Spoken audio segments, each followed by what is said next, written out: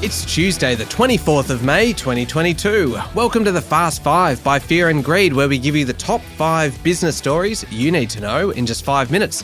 I'm Michael Thompson, and good morning, Sean Amyler. Good morning, Michael.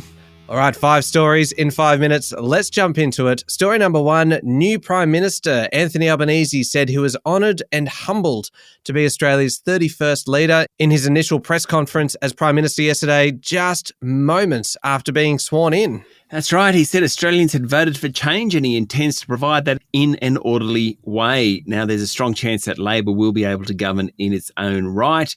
Notwithstanding that, existing crossbenchers yesterday said they'd secure supply and confidence in the government.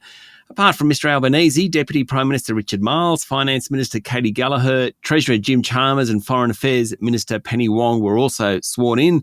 The full cabinet will be sworn in tomorrow after Mr Albanese returns from a lightning trip to Tokyo for the Quad Summit. There he'll meet the leaders of the US, India and Japan. Now, on the Conservative side of politics, it's going to be a tough few months. There are a bunch of people who have thrown their hat into the ring, or at least being mentioned in dispatches, to replace Scott Morrison. Peter Dutton is the most likely. Others mentioned are Angus Taylor, Paul Fletcher, Karen Andrews and Dan Tehan. Nationals leader Barnaby Joyce yesterday hinted that his party could revisit his support of net zero emissions by 2050. He said everything was up for discussion. A lot of carry on in that party as well. The Greens, well, they're just delighted. Adam Bant, the leader, said they'll use their numbers in Parliament, which will possibly be 4 members in the lower house, to work with independent candidates to push the incoming government to cut emissions more aggressively. Where the Greens will really count will be in the Senate. They're likely to have 12 seats in the upper house. That is a significant result. All right, story number 2, Sean. Explosives and fertiliser group Incitec pivot. They want to split the business into 2, essentially revisiting plans from a couple of years ago. Yeah, it's a $7 billion company. It's been in the top 100. It's had a great run over the past year because commodities and agriculture have done really well. Those sectors use Incitec's products. A couple of years ago, the group considered selling off its fertiliser arm, but then COVID hit. Now it wants to split the business into 2, one being the fertiliser business, the other being the explosives business. Shareholders weren't that fussed with the announcement yesterday, and its share price was pushed down more than 3%.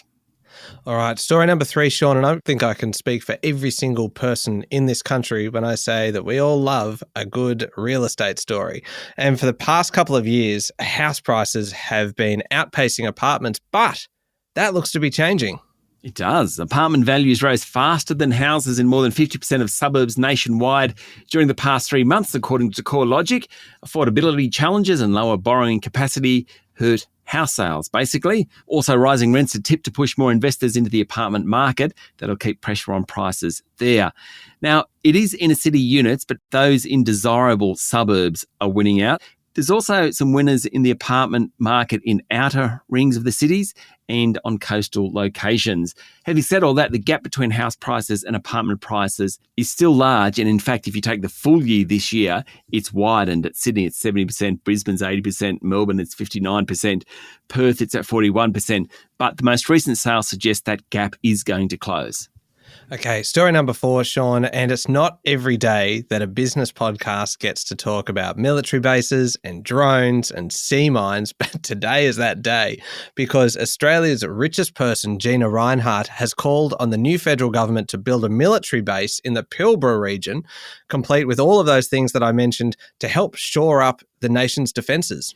Yes, Ms Rinehart said defending the nation was the government's first responsibility, and the $4.3 billion pledged to build a large dry dock south of Perth should go further north.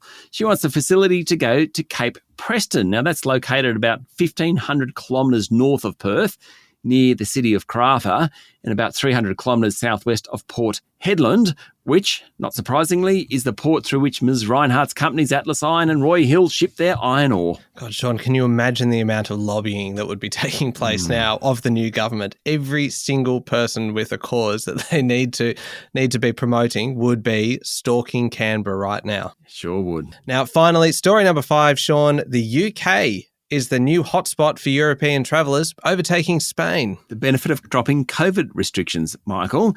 Now, that's helped Britain push to the number one tourist destination, according to the Mastercard Economics Institute. Visitors, of course, don't need to COVID test in the UK, let alone quarantine or anything. Travellers from the Middle East and Africa are also choosing the UK.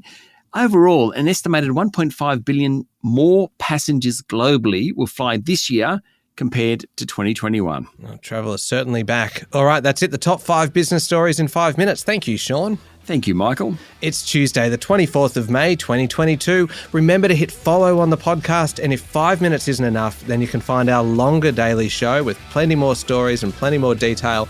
It's called Fear and Greed. Search for it wherever you listen to podcasts. I'm Michael Thompson, and that was the Fast 5 by Fear and Greed. Have a great day.